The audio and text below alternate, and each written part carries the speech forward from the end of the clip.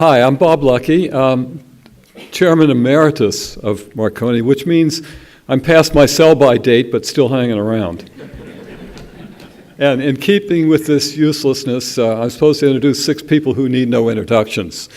Of course, this is the biggest cliche, of course, for moderators. They always stand up and say, well, so-and-so needs no introduction. I'm sitting in the audience, I think, who is this guy? You know? And then, of course, they introduce him anyway. The 6 people are all Marconi fellows, 5.5 of them, because Brad is not official yet. Tonight, you become the 6th. Trying to be on good behavior. Right. So I'm not sure how this panel is actually going to work because it's a panel, and these people are of the sort that they do what they want to do, regardless. Okay, and for good reason. So I'm going to just briefly tell you who the 6 are and let them go at it. We have Vint Cerf, and you all know him. Well, okay, so much for that.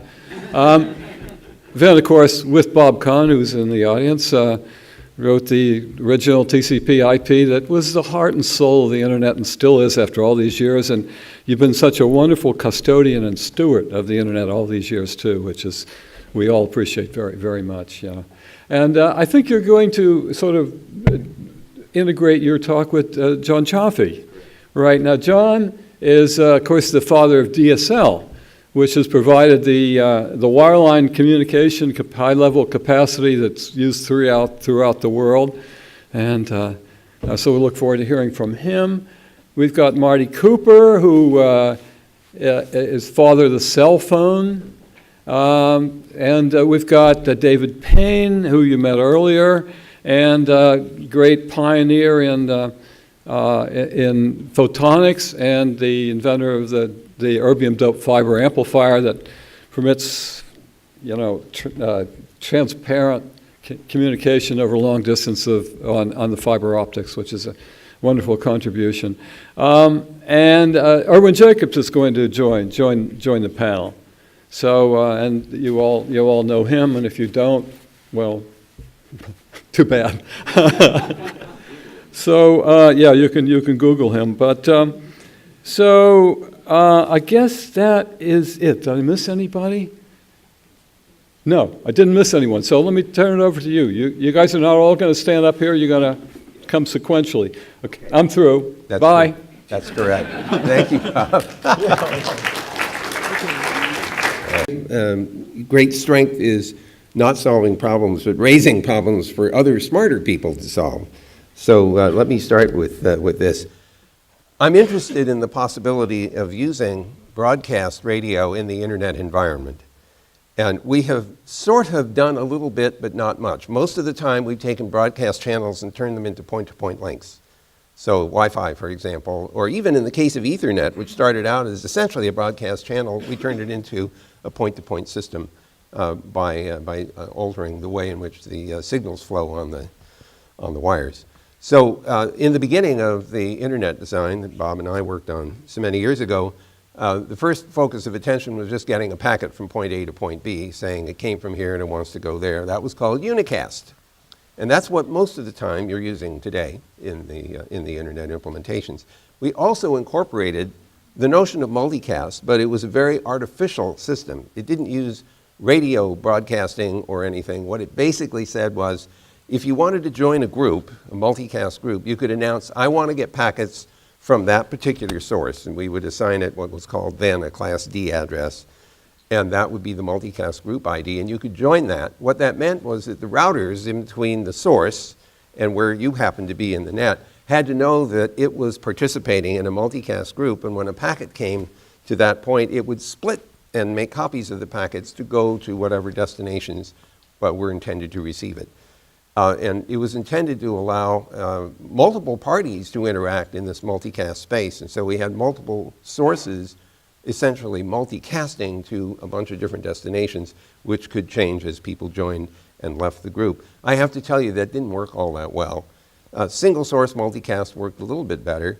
But interestingly enough, the horsepower behind the net, thanks to people like David and others, to carry high-capacity signals on optical fibers led to what in effect is content distribution networks where everybody gets a point-to-point link and you stream the information on separate channels to each destination.